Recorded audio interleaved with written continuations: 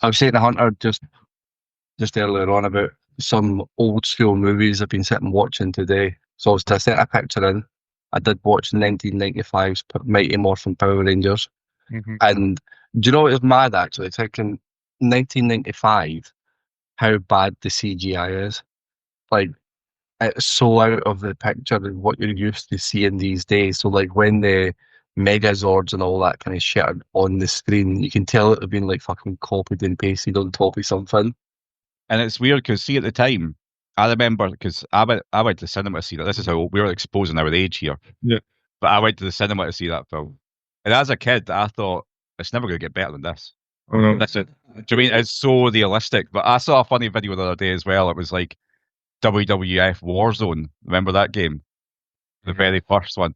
Mm-hmm. And that was the same. I remember at the time being like, it's so realistic. Like that, and fucking awful. And their hands are like this. Like, you can tell.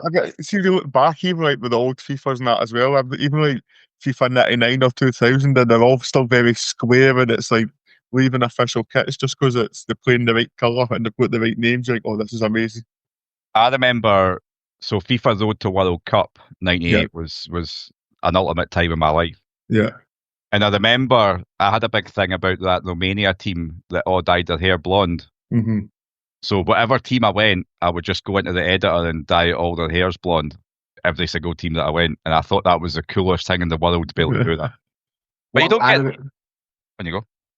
What I remember most about 98 Road to the World Cup is you could actually go in and take players from the B teams and the C teams. Yeah, the database, it was amazing for that. I want to say this is probably what propelled like my obsession with like football managers and like those types of games was like that constantly. I remember vividly pulling Chris Sutton out of the C team into the A team for England to get him some games. Did you play Premier Manager? Yeah, I did. That was what got me hooked. I was so funny when you mentioned that because I was talking to Caden about this yesterday. Actually, we're talking about technology and the differences moving forward into 2025, and I was saying that the first ever time I remember utilising a memory card for a gaming console was for Premier Manager in the PlayStation 1. But at the time, a memory card was a little grey square box. It only held 15 megabytes. Uh-huh. Now, each save of Premier Manager they had was 14 megabytes. So you couldn't have anything else on it. So I remember having like multiple memory cards of different saves and having little stickers on them like who I have what each one was. What a time, eh? And then you fast forward into 2025 and I've still got to plug my fucking mouse in like this and I can't use it. Steve Jobs, man. Glad he's fucking dead. Sorry I don't speak moron as well as you, but let me try. What the hell is supposed to do, you moron? It's a moron. That's not against the law. Gun! You fucking moron. Dressed up like Batman. Because he is Batman, you moron. What are you, a fucking moron? Huh? You moron. Drop dead. Moron. Whoa! Up here, you morons. Stepping morons like yourself. Be down, you moron! Hey, moron! Episode name sorted. Just you touching on we're touching on the Power Rangers. You mentioned the wrestling. I was being the complete nerd that I am. First thing I done after watching the Power Rangers was jumped on and read some trivia. But did you know that do you remember when Chuck Norris was a special guest referee? Yeah, and he kicked Jeff Jarrett in the face. Yeah, that was actually originally meant to be Tommy, the White Ranger from the Power Rangers, because Vince McMahon was a huge wrestling Power Rangers fan, and he had approached and they had accepted it, but the owner of the Japanese guy from Power Rangers rejected having them on anything to do with wrestling. Wow. So he downgraded and went for Chuck Norris. I mean, I remember at the time being a kid and not really knowing that Chuck Norris was a big deal. He just looked like an old man to me, and I'm like, how is he able to? Because I remember he was like the enforcer, and I can't remember what the match was. I'm sure it involved Owen Hart or Bret Hart, but all the bad guys started to come down, and Chuck Norris stood there and faced off like 6 of the fucking heels. I'm like, as a kid, I'm like, who's this old cunt? But obviously, he's Chuck Norris, eh? Badass. Yeah. And then I took a slightly further step back in time with the other 2 movies that I've watched today. So yes, I have watched 3 movies today in a working day. Hope none of the people in my work are listening. But I watched the Best of the Best 1 and Best of the Best 2. Is that because there's a third one coming out you mentioned to me before? Or there's some sort of... There's already been a third and there's already been a fourth. Fuck. Which I will not watch because the posters of it, like the guys are standing with guns and stuff. This is not Best of the Best what it is. I thought it was a Taekwondo movie. It is. the first one's based on a real life story from the guy that plays the main character about a tournament between America and South Korea. And the second one is where they go to like this underground fighting, and this is again what led me into this trivia knowledge of. You'll see my reason why I watched the Power Rangers is because after I read the trivia on Best of the Best 2, I realised that the main bad guy in it was called Brackus, who then became a character in WWF. Yes, he did. And which then led me to reading about wrestlers that I'd went to there, and then the Power Rangers thing came up, so I watched the Power Rangers. Yeah, that's how you're completely weird. normal chain of events, that was. Before we get on to what we're actually talking about, just on the same sort of path, Bloodsport was meant to be based on two events as well, wasn't it? but it's been highly disputed from loads of different people. Frank Dukes. That's it, Frank Dukes, some American guy that went and won this underground fucking fighting thing, which is bullshit. But I think the story of what was meant to be true, it was like in the forest somewhere in the woods that they had this tournament. I think anyway, if I remember correctly. But there's a recent movie actually called the Kumitai, which is I think not too long ago released, which is based on Bloodsport. Oh, still a thing kicking around to these days. But we are not here to talk about old school 1980s and 90s action martial arts movies. We are here to talk more on Black Mirror. So welcome into another episode of Morons Reviewing Everything, where we have finally reached season 2 of Black Mirror. So we're going to take both of the first episodes into this discussion today. Episode 1 called Be Right Back. After learning about a new service that lets people stay in touch with the deceased, a lonely, grieving martyr reconnects with her late lover. yes. Who would like to go first with their thoughts on this entirely creepy as fuck episode of Black Mirror? Well, I'll take that silently. I think you pointed something out correctly in the first episode when we were doing this, Kyle, where I said the pig fucking episode might be one of the worst episodes, and you were like, you'd obviously watched them again more recently than me, and you made a face, and you're like, nah, there's worse. And this is it. I think if we come across a weaker episode than this later on, I'll be astonished. Like, I watched it with Ella, and Ella remembered herself from watching it the first time. Like, it's just not very good, is it? The concept's kind of interesting, like, but even then, it's a stretch to even give this a good concept score. I think I was bored. I was proper bored, and what I was waiting for, because with it, I mean, obviously, the spoilers don't fucking matter, right? But see at the end when it turns out he just lives in the basement in the loft now, and his kid gets to come up and see him once a year, so he's just standing in the fucking loft. Like, I thought this could have been a cool idea if maybe what would you call it? I was going to say regurgitated, but that's not the word. But the reformed people, the human that comes to life. So for anyone who's not watched it, who's listening, essentially the woman's husband dies. She's able to bring him back to life in a sort. Would you call it like a cyborg type body? I like to say it's like a prototype of like some sort of artificial intelligence or something, where he's basically his social media personality programmed into a lifeless dummy of some sort that does the soak in a bath. But yet, how does it come up with the exact appearance if it's just like everyone gets a set of one size fit all in the bath? How does it then take the exact form? Yeah. So like, I don't know, like what's meant to be inside it. Is it powered? Is it like robotic inside? I don't know. You looked at it soaking a bath when you get it, so I'm hoping it's not. It's so weird, man. And then, so you've got this clone, let's say, of her former husband. And obviously it's a fucking weirdo, right? Because it's not really him. And it's just sort of got the idea of him and it's trying to replicate what he was like. But first thing she does, shag it. Yeah. first thing she does, shag it. That, like, before she's even got a chance to get comfortable with the situation that her dead husband is back here in this clone form. Like, the first thing she wants to do is shag this thing. And then, for then on, I kind of lost interest a wee bit, because she just gets a wee bit annoyed every now and then that he's not quite like her actual husband. And he kind of just does what he's told all the time, and creepily walks about, because he doesn't have to eat or sleep or anything like that. I don't know. I'm going to keep ranting about how much I didn't like this, so someone else say something. But just to, so like to come back a little bit earlier into it, right? So there's parts of this that to me were a little bit more interesting, a little bit more believable until you get him as a life form.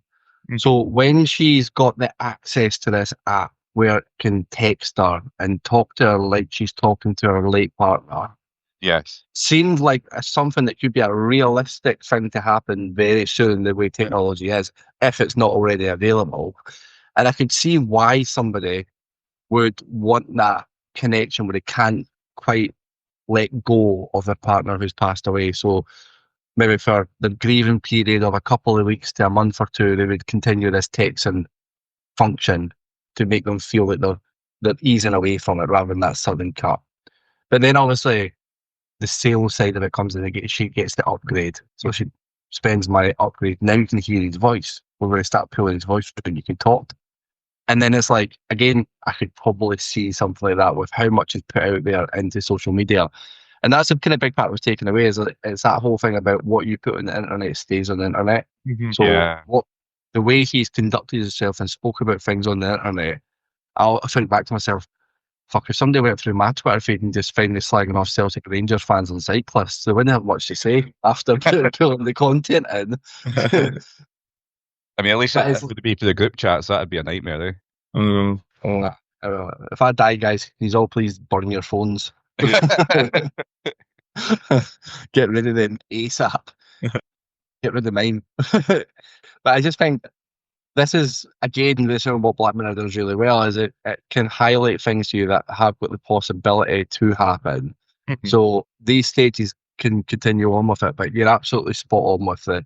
When she gets this lifeless soul in front of her that she's got as her husband, but nothing really happens much after that. She just kind of gets more and more annoyed with him.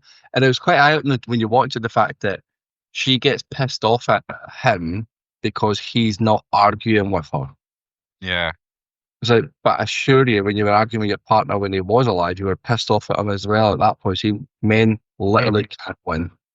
Well, is it one of those things that we need in life is conflict, right? Because, like, Ella will probably look at me now, but like anyone with a partner knows that you can't always be perfectly not at conflict all the time. Sometimes you're going to have wee bits, right? And I think that's where, to her in this, it felt unnatural.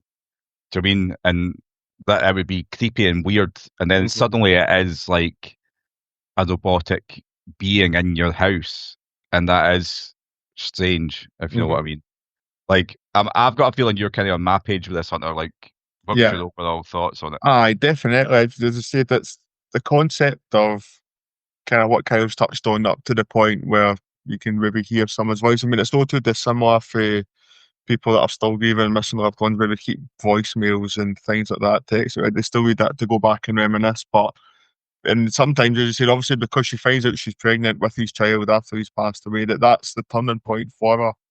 And then from there, it kind of, as it accelerates, and it does kind of go. But even then, there's at a point where it's like, oh, you can upgrade me, like this AI version of your dead husband or partner is, pay some money and upgrade me so I can come live with you. And it's that concept that's weird. But even at that point, you think, you don't know how far down. Obviously, she's pregnant, she's so vulnerable, she's alone, living in his old family home of all places, right? So she's obviously detached from her family and stuff like that as well, that she maybe thought this is the thing to go. But surely in that day and age, because I mean, this is, although this is about 12-year-old now, this episode, that you can go online, surely there would be reviews before you just agree to this purchase. You go do some research and surely you maybe see those reviews. Great Shag, what gets with the picture. You imagine that being the Amazon reviews, eh? I know. Great Shag, and Two stars. you can turn his breathing off when you want him to go to sleep. I know. Aye. Unlimited stamina. Yeah. But I suppose those would be the things you wouldn't have to worry about, eh? But I I think the thing it takes it away, and maybe obviously kind of holds it in sort of such low standard compared to the rest of Black Mirrors is maybe it's not that sort of cutting edge. There's no content. Right? It feels very un-Black Mirror for a Black Mirror, if you know what I mean. yeah, it's quite bland. And then I feel like if I'd had an extra, not that I wanted more of this, right? But it probably could have been better if there was maybe an extra 10 minutes of her slowly getting more and more frustrated and annoyed with him, right? But she does start to get annoyed with him not being all that natural. And then suddenly she's at the edge of a cliff and she's telling him to jump off a cliff.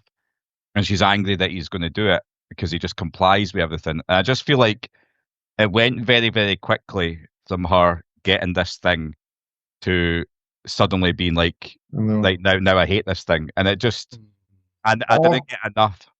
Like, obviously, because he's not the only one, all of a sudden, it sits in the early stages of development, but maybe a bit where you find that there's more, maybe they take a turn, or like there's that's what I wanted. Something like that. There was more ways they could have done this than just, let's reverse fix them and put them in the attic.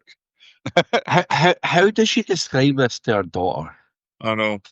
This scenario that your dad's not actually your dad up there, but he's up there if you want to go see him now and again. Mm-hmm. And like, is he just standing still the whole time? That's what I mean. Is it? But they set him up with a couch and all that in there, and blankets and shit. Like, why? He doesn't feel pain. He doesn't feel discomfort. He could literally just stand there for just stick him in the shoe cupboard. A year. Didn't even have to convert the attic. Stick him in the shoe cupboard. Save some space. I know. Yeah, it's just a bit. It feels like an underdeveloped idea. Now, one thing we've discovered from going over these episodes is that Black Mirror probably was even more ahead of its time than we think. And I think you've mentioned a couple of things here, Kyle, that the way AI is at the moment, are we that far away that you could almost replicate someone? If you look at deep fakes that you get at the moment, where people literally just like I follow a lot of Man United stuff on Twitter and Instagram, and the amount of deep fakes you get Ruben Amorim describing how shit Man United are. I know. And they're so believable because what they're saying is actually fucking true. And you just love the manager to come out and say stuff like that. But we can make that. You can make that shit. Yeah. AI is so ingrained with stuff at the moment. And even this came out in 2013, and it says here in the trivia, there was a service called That Can Be My Next Tweet, has existed since 2013, which will analyze someone's Twitter and then create tweets based on what they've already written. Yeah, and that exists now already. You said it existed back then. Wow. So that's 12 years old that we're already using AI at that point to predict things moving forward. To give a little bit of due to this episode, Don Gleason plays it perfectly, I think. Yeah. He's that spot on. He's emotional way through it, his behaviour, his mannerisms. He plays the role that he's meant to play at that point. But he massively outshines Hayley Atwell in the episode. Yeah. I don't think she came across as all that believable, whereas he did come across as believable as a lifeless clone. How easy that is to do as an actor, I don't know, but he's ginger. We can do that well. Aye, it must be in you. We don't have a soul, so no. Well, that's the way it's meant to be. But I suppose what we've been talking about mostly here is the premise, right? Let's do a couple of episodes in this one review we're doing today. So let's give it a score for the premise early on, because I feel like that's going to be the strongest. Oh, is it? I don't know. What do you give it the premise, Kyle? What score would you give this? Do you know what's interesting with this one? I quite like the premise. I think it's one of the few episodes you've got where it is actual close to what we could have in this timeline. Mm-hmm. It's funny because I want to give it a higher score for the premise, but under execution of it, it's quite shit. Yeah. And I only like half of the episode.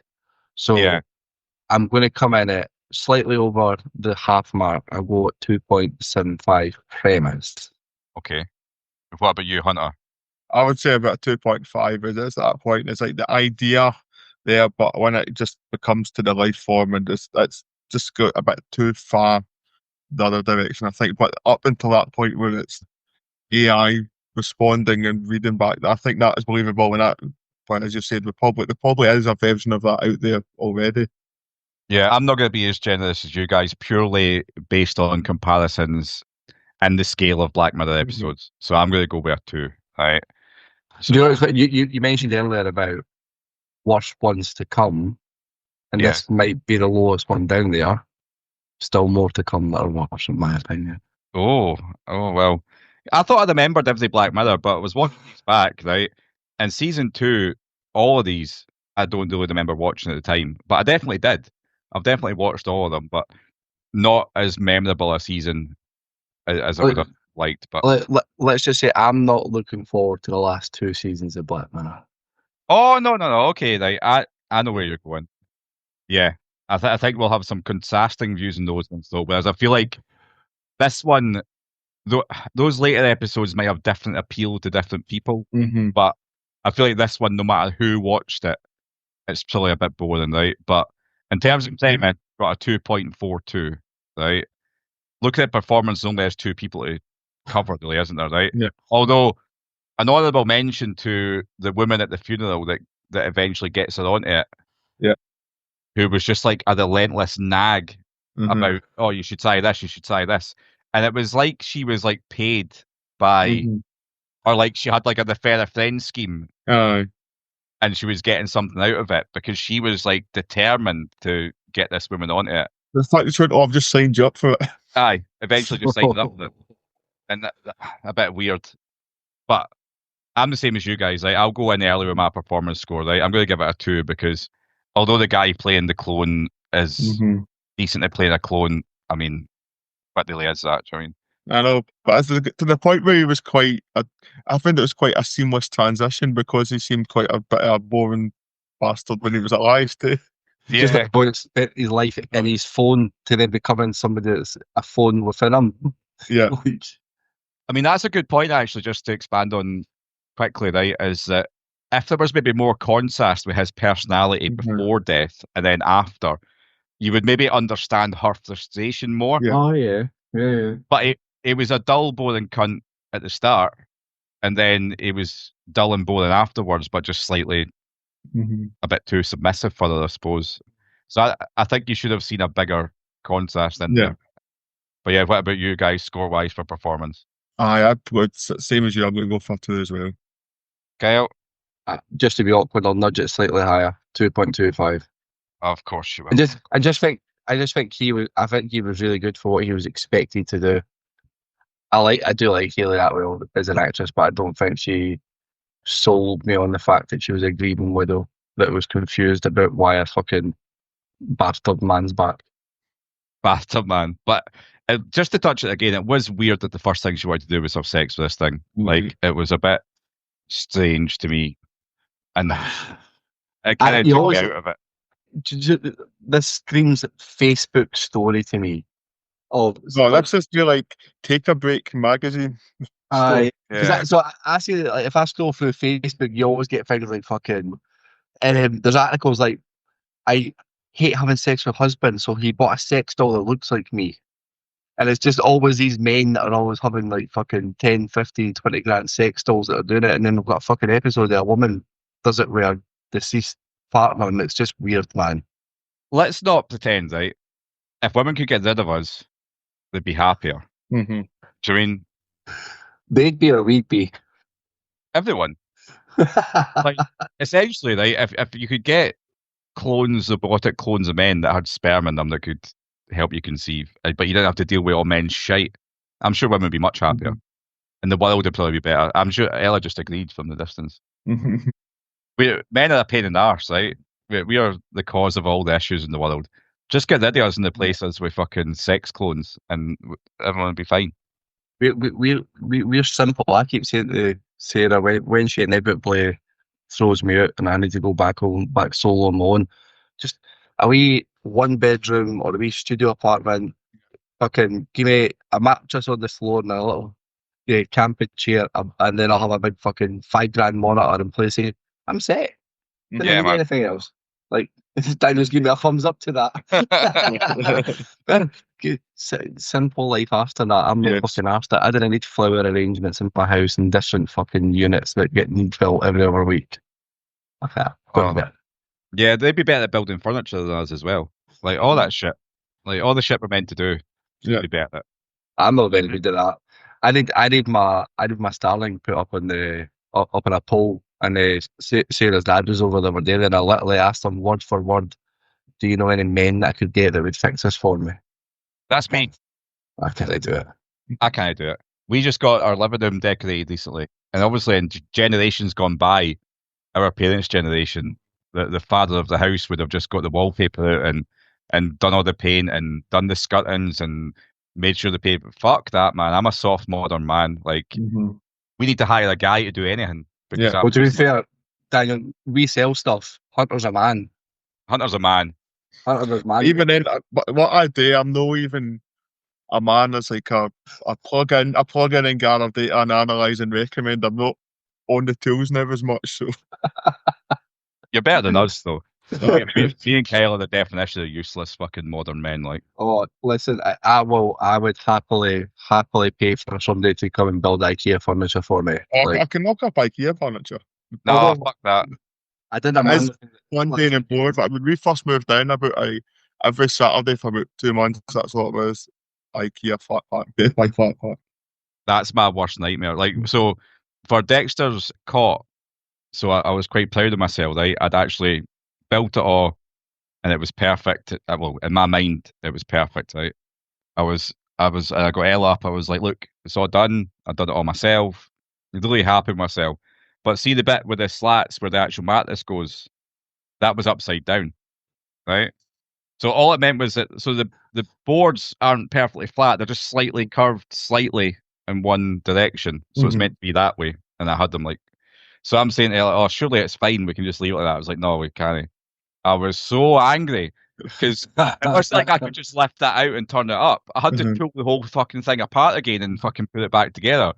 It was like, have you ever seen Hercules, the cartoon film? Yeah. When Hades gets angry and he goes fucking, and the flames change colour in his head. That's what I felt like. I'm just no built for it. But I was so happy with myself when I'd done it, and I'd fucked it up like everything else. Oh, well, I was saying, I'd manned the job done myself at the weekend. After the storm had ruined the trampoline, I went out and dismantled it all myself. Because I had initially booked a guy to come in and do it all for me. And then he just no-showed, so I went out and done it myself, took it apart. But I've not moved it anywhere. Like, it's just in the back garden, just loads of scrap metal hanging about in my back garden. Wait, hoping somebody comes to steal it, to be honest. I was going to say, leave it long enough. I'm in the middle of a farm road. Like, surely somebody's going to drive by and clock that and be like, oh, I'll come back at 2 in the morning and they'll know. Well, mate, I'll fucking help you put it in the van. Like, put one of those adverts people put on Facebook that would be like, free scrap metal or like free example. It's like, no, you didn't want to pay somebody to come and take your shit.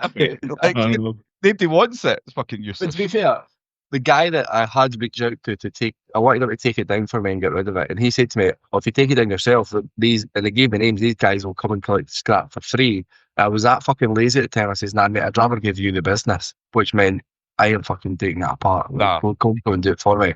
But bastard, I did it anyway. One thing I do get excited about, though, and it's happening again in the next week, is a skip. I love getting a skip. That's the one, like, old-fashioned man thing I quite like. Yeah. I love a tip run, like things like that too. See, I prefer a skip. I like smashing stuff up and filling the skip up, and then maybe getting a big board up one side and a board up the other side, and now I can fit more in the fucking skip. Which I mean, like, it's great because I've got. We're actually sounding like proper losers here, eh? Yeah, we should wrap this up. Let's get to the. No, I'm just going to add. You are both said about your loser thing. My loser thing that I'm into at the moment is I bought an incinerator, so I just burn shit all the time. It's great. So wait, when you say an incinerator, what kind of size? Outdoor, like an outdoor. It's quite a big one, to be fair. But we get Amazon deliveries and shit like that all the time, cardboard all the time. So I just get a wee pile. I just go to the back, set it on fire, and just watch it. Just see the smoke and the fire going. It's great. I love it. Oh, I want that. We've got far too much cardboard. Just you'll get an incinerator B&Q for 20, 30 pounds. Just burn it all. It's all gone within minutes. Oh, I want that. Because fire's fun. and Yep, getting rid of exactly. cardboard stuff. Like, We're sinful men, fire is fun. here's the thing, just again, but wildly off topic. It's not like us, is it? But this is why. Well, we've nothing else to talk about for this episode. I know. folk don't listen for the views. They listen for us talking shite. But when you were kids, like maybe 12, 13, 14, that sort of age, did you like going about setting fires? So I remember me and my pal Chris Colston. Hello, Chris Colston, if you've ever listened, but you won't. I can tell you another funny story about when I phoned Childline about him once, but that's a different funny story. We used to go to the shop, right, and they would sell us this, which is wild because we were kids. We would get a daily sport, right, for all obvious reasons. 2 cans of deodorant and 2 lighters, and they would just go, "All right, kids, sound. This isn't suspicious in the slightest, is it?" And then we would go down the dams, which is the woods in Stennismuir, and set fires. And that was what we would do with our weekends. Fucking When loved we it. were about that 14, 15, we growing up in the Hillfoots, we used to go up the hills drinking. Mhm. And you would get, somebody would come along, it would be like end of summer, so like all the bracken bushes would all be dying out. So somebody would do the smart thing of lighting a fire, and it would literally burn for about 3 days. While you putting it up the side of the hill. Well, this is the thing, like the risk that you could have easily fucking created a horrible disaster. I know. We had no brains to think about that. We did, especially when it was like bonfire, when there was kind of bonfire time, like things would be set on fire in all different places. But where the shops were in Camelon when I grew up, literally you would just walk out the shops, down the steps, and then there was just this kind of ash park area where they would just, you'd walk out the shop straight away, just set fire to things right in front of the shop. So bonfire night would come, everyone would pile all their stuff on there that were going to set this massive fire. And we would all just, again, go into the shop, we'd all buy an aerosol can each, and used to play the game where you'd stand at the fire and you'd all launch them in, and it was like, who's the last person to leave? Yeah. So you'd fucking start firing off left, right, centre, around about you. And it was like, who's solid enough that they can stand there and take this full force of this fucking aerosol can through their chest? But how no one died, or how no one got fucking seriously injured at these points, are beyond me. I mean, we always slag off kids now for sitting in the house playing Fortnite, but so much better than what we were doing, man. Egging windows because you had nothing else to do, just running around from eggs at people's windows. Loved it. Absolutely loved it. Well, while we're talking about it, I mentioned it, right? One of the things I'm ashamed about of those times in my life, because I did the whole throwing eggs at windows. Another one was wet toilet paper on a car during the winter. See if you'd cover the window screen in wet boggle, and then it would be frozen solid like paper mache in the morning, like solid, like brick. But the same friend of mine that I used to set fires with, right? Me and another friend, one of the things you would do sometimes is go to the phone box to prank call, right? But if you had no money, you could only prank call directory inquiries, right? Or 999 is too dangerous, you get in trouble, right? But Childline was free, right? And I remember once phoning up Childline, and then, do you know how sometimes you start doing something, you think it's funny, but then suddenly you're stuck in it, and then you get in far too deep, and then you can't get. This is what happened to me. So I phoned up and I pretended to be my friend Christopher for school, and I was like, "Oh, I've run away from home." And then me and my pal were like giggling, and "Oh, this is funny. She thinks we've run away from home." But obviously, the woman it's her job on the other end of the phone. She's taking me very seriously, right? So she was like, "Why have you run away from home?" And I'm like, "Oh, me and my mum are just like not getting on anymore. I don't know, like I didn't like it when her and my dad were in the house together." I just started like saying stuff, and so she's like, "Right, what we need to do is contact your parents." I'm like, "Right, okay." And then suddenly now I'm like in it, like now like I thought I convinced myself this is a real thing, and so I had his actual house phone number. So she was like, "Can we get your phone number?" And I'm like, "Yes." I just gave the guy's house number, right? And she was like, how is there something we can say so that they'll know it's you? And I was like, my cat's called Ziggy, because he had a cat called Ziggy, right? And then she was like, right, we're going to get in contact. Stay by the phone. We'll get in touch. I was like, right, okay. And then hung up the phone. Left it. Never thought nothing of it, right? This was Saturday night. Gets to school on Monday. He comes into school. The angriest boy in the whole world. Who the fuck phones like So what had happened was he was out at his mate's house. So when Childline had phoned his house, he wasn't in. So his parents thought they actually had run away. And like Childline was saying, Christopher's phoned and said he's run away because he did, right? And all this sort of shit. So he's come home. His mum's like bubbling and greeting and like fucking terrible. Right? Absolutely terrible. It took me 10 years to admit this to this boy that it was me that did it. I just kept my mouth shut at school the next day. But that was my And do you know what? He's going to have a kid soon that's going to become friends with your kid, and he's going to get his own back in you at some point. I mean, yeah, I would deserve it, but that was a terrible. Like, it just shows you when you're young, you don't have any. You don't think. No. But You don't understand the consequences, surely, that nowadays. funny though. Now when I look back, funny. Right, well, let's not look back anymore. Let's look forward and finish to scoring for this episode of Be Right Back. I'll go in early then. Enjoyment 1. Would never watch it again. Shite. 1.5 for me. Generous. Store right before I said that. I'll give you the exact same as something around 1.5. I feel it slightly more for it in me than what you've said. But yeah, it's not one that you would rush back to watch. What does that do to the overall scoring of Black Mirror Season 2, Episode 1, Be Right Back? So that gives us a 2.42 for premise, a 2.08 for performance, and a 1.33 for enjoyment, which gives us a total score of a 1.96, which is comfortably the worst episode so far. There we go. Well, let's see if we can make this slightly better. Let's jump in and talk about episode 2 in season 2 of Black Mirror, called White Bear, which is Victoria wakes up and cannot remember anything about her life. Everyone she encounters refuses to communicate with her, and they all seem to know something that she doesn't. But what? But what? This is one of the more memorable Black Mirror episodes for me when it comes to when I think, or when I'm telling people that they should go watch Black Mirror. White Bear is one of the ones I would say watch that in the first couple of episodes to watch. So I feel like this is one of your favourites because you've always mentioned this one whenever we spoke about this. So why do you enjoy it so much, Kyle? So I think it's a twist. It's finding out what's actually happened. So you have this. If you look at it from the start, you've got this vulnerable lady who doesn't know what's happened, looks like she's tried to kill herself, and you've got this community that's after her, and it looks like a gang's chasing her, and she's panicked and she's stressed, and there's a lot going on, and you grow sympathy for her throughout the episode, and then the twist happens and it throws out everything that you thought throughout that episode. Yeah, and which it only you only get that the first time you watch this. Yeah, that's exactly what I was going to say. Like, this is a one-time watch thing. It's a bit like The Sixth Sense. Once you know where it's going, it kind of... Because I suppose it's maybe quite interesting in a second watch because you're maybe looking out for signs or like things that you could have spotted. But it does a good job where really it doesn't guide you towards that. There's not any hints towards it. You've also got like the side characters. So she gets out of this house. She's kind of being pursued, but then there's these evil characters that are like trying to kill her, right? With masks on that are chasing her with guns and stuff like that.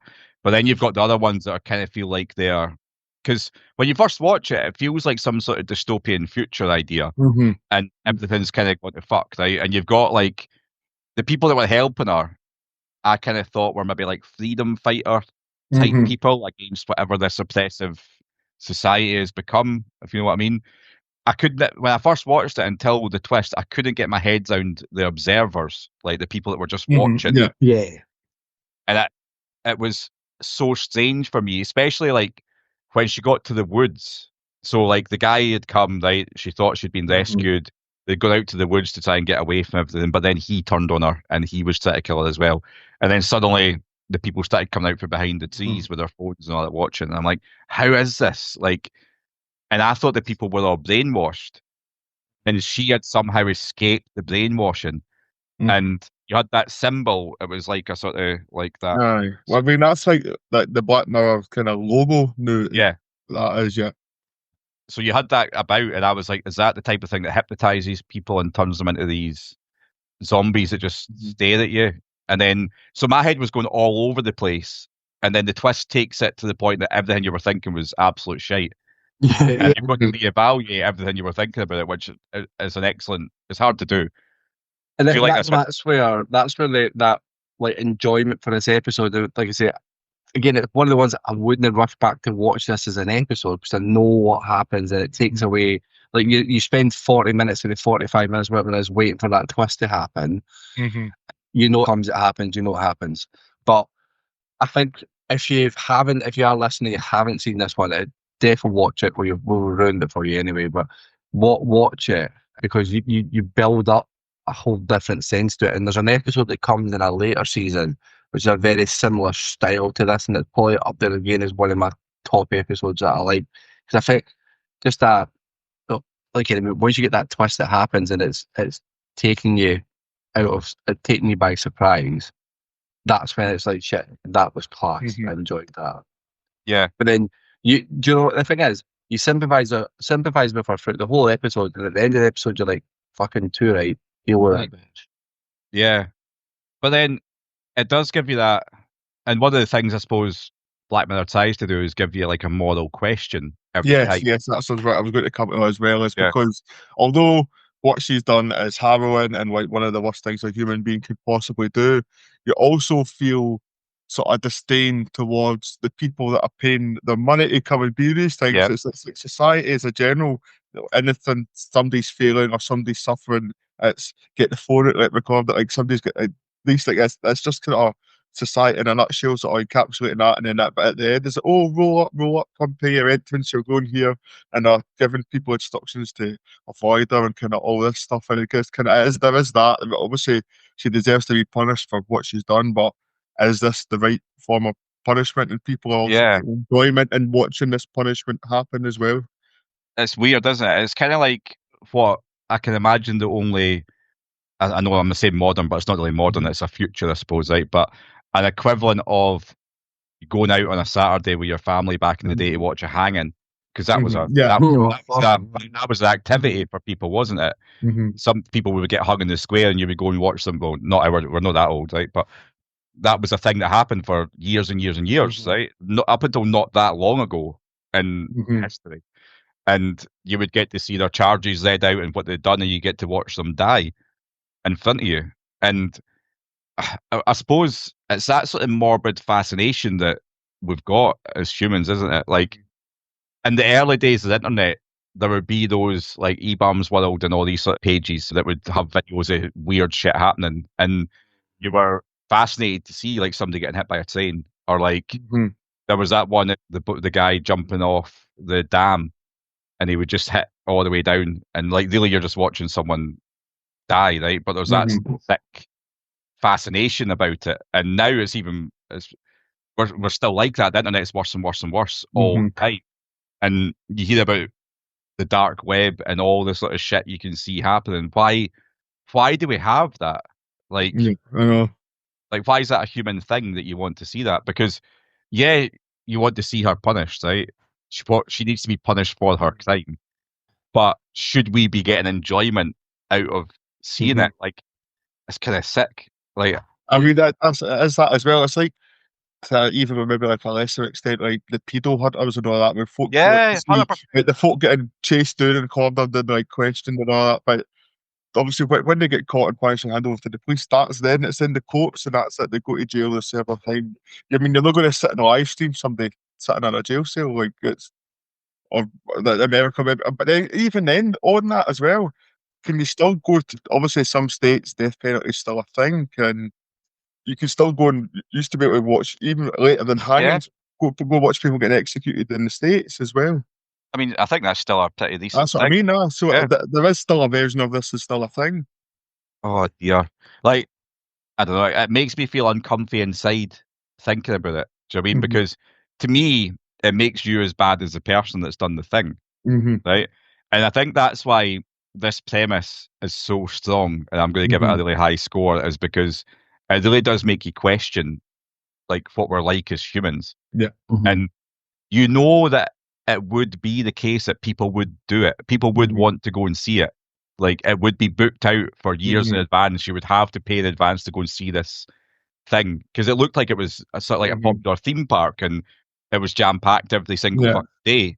They're reenacting it, and I think that sick fantasy's still there, and it kind of turns you off humanity a wee bit. It makes you lose a wee bit of faith, I think. But the thing on that as well, obviously, sad to say, but crimes similar to this happen more frequently than they ever should do. So what happens, like, every 6 months? Do they just bring in a new criminal and repeat the process? Yeah, how long does it go on for?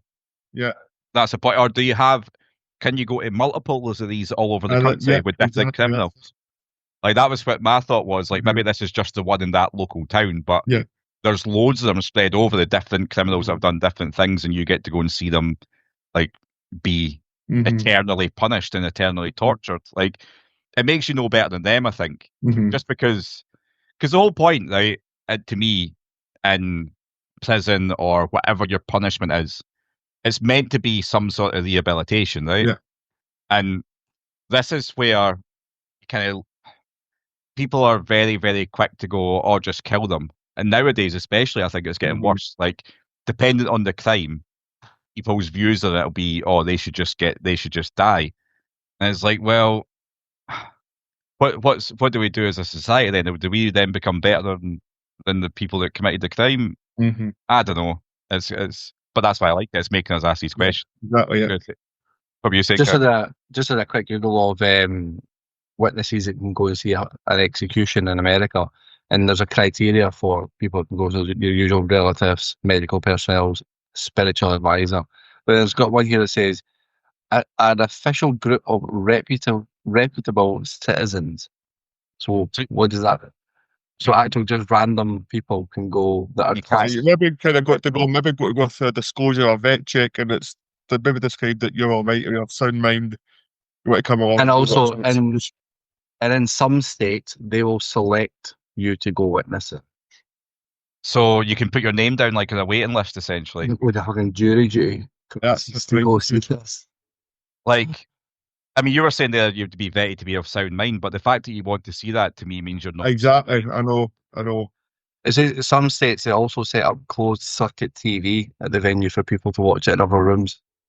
So, like, this is where, like, me and Ella were talking last night actually about going to Las Vegas, right? And the idea of it is quite interesting in your head, right? But I've been to New York, I've been to America, right? But now more and more and more, it's starting to feel like a fucking dystopian nightmare over there.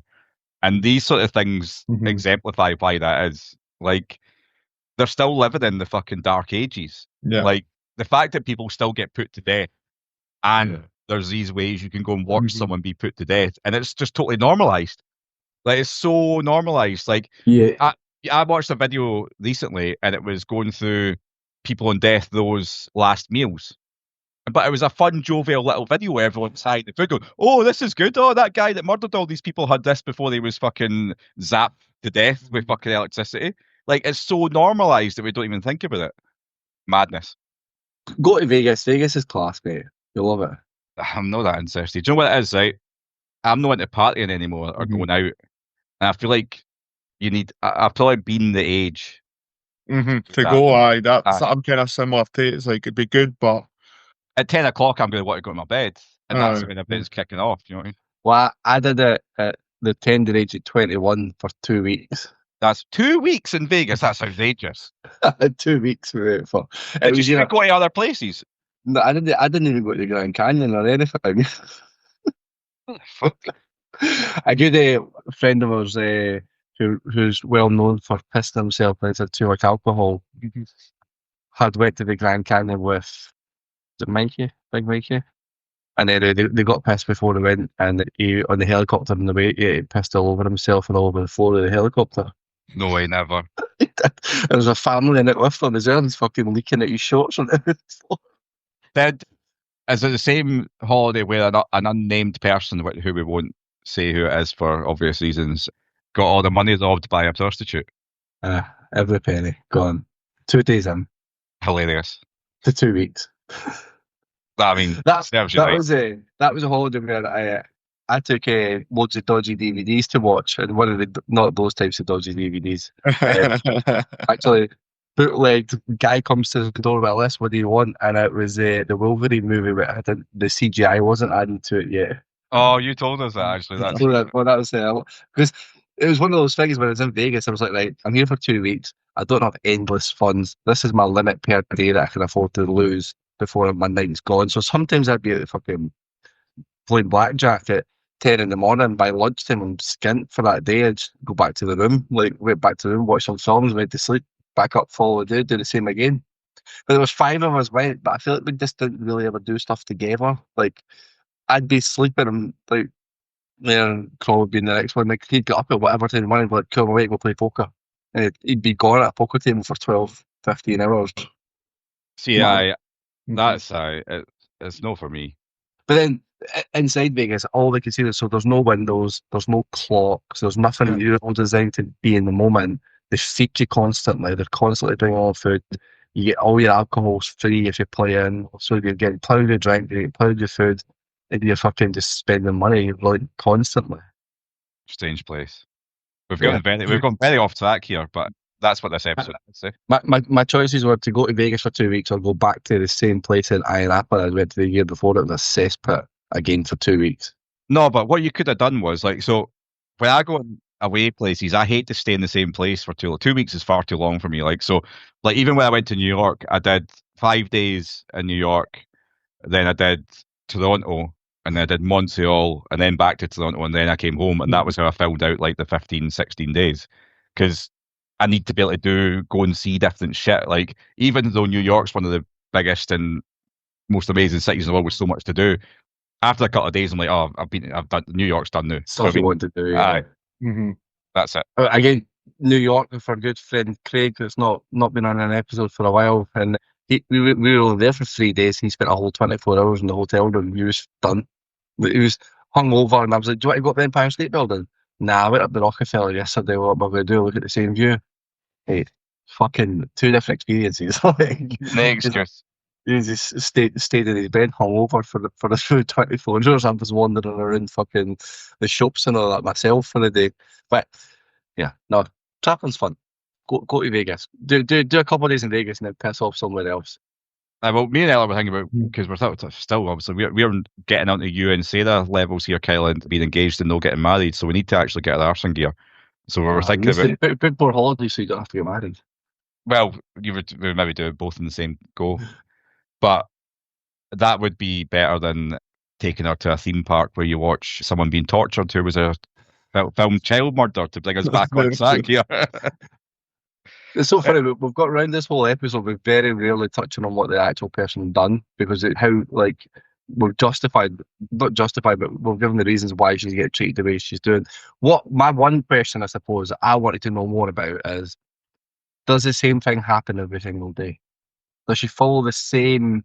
I think so, because she goes back, she gets her memory wiped, and you see them the next at the sort of end credits, but the people coming in, they're all set up, they're all dressed up the same, everything's good. Yeah. So imagine like even be like the employees there, you're having to do the exact same thing, right? It's like a dead end job as well. Yeah.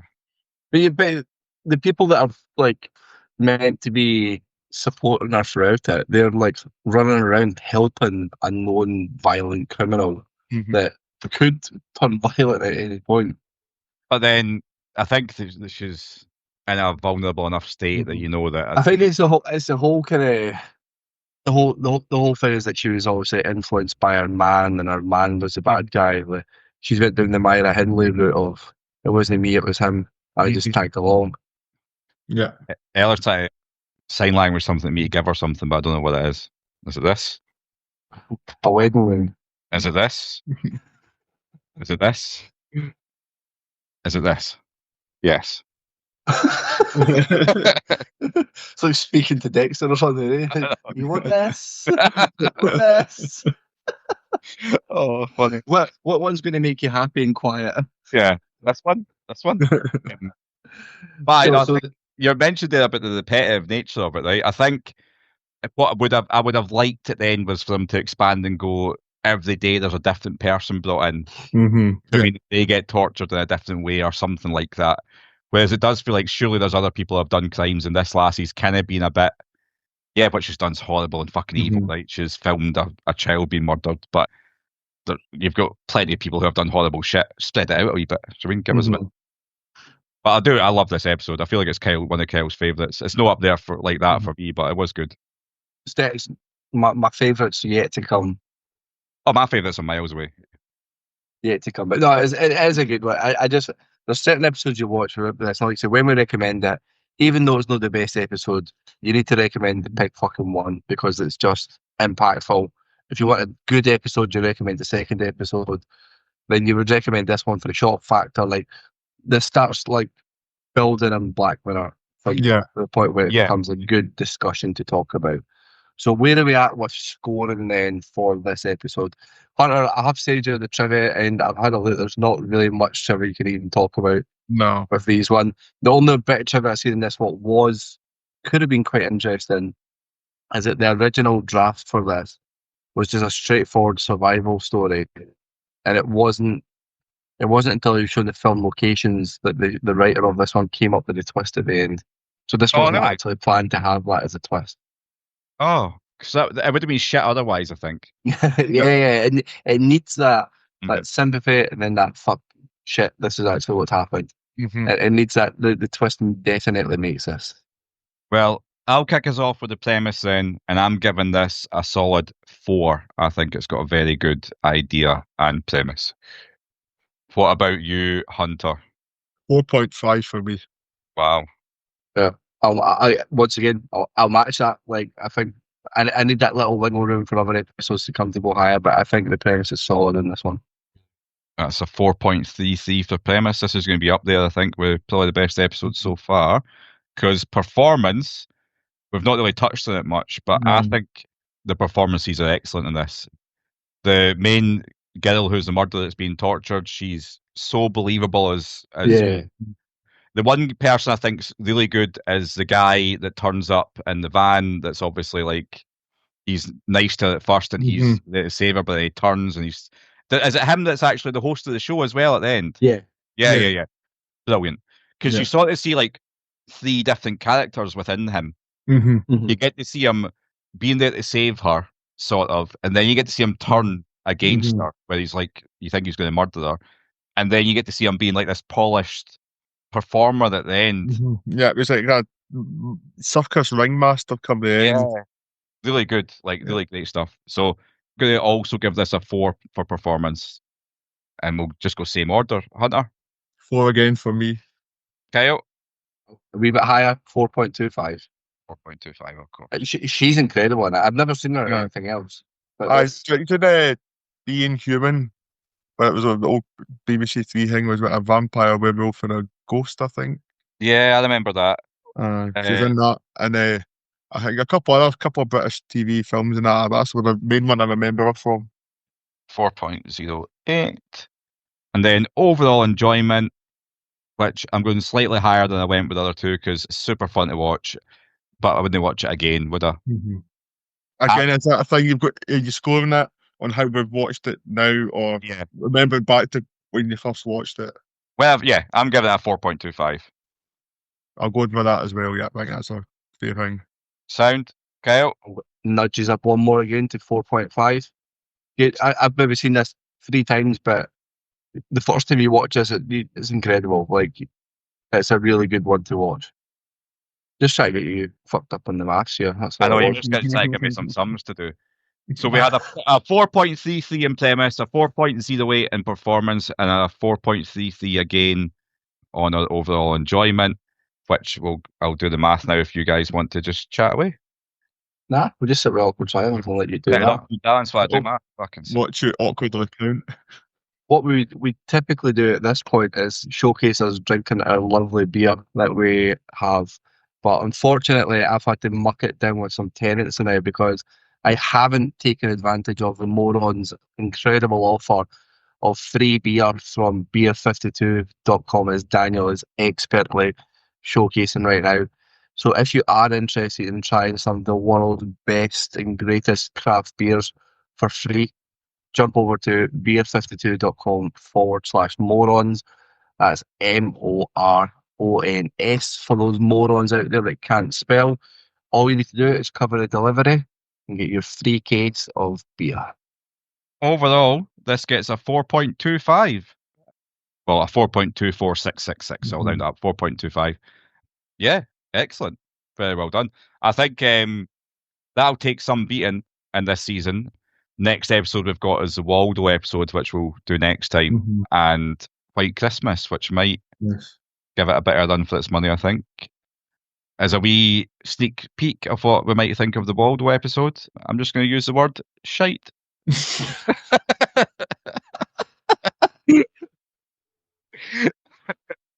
Well, on that note, Daniel leaves you on that cliffhanger of suspense where he's giving you a little nibble of what he might think, but he's not fully committed. We will put both of these episodes into one episode next time because I don't think there is too much to talk about Waldo. Yeah. Where is Waldo? As Morons do, bid you farewell. Catch you later.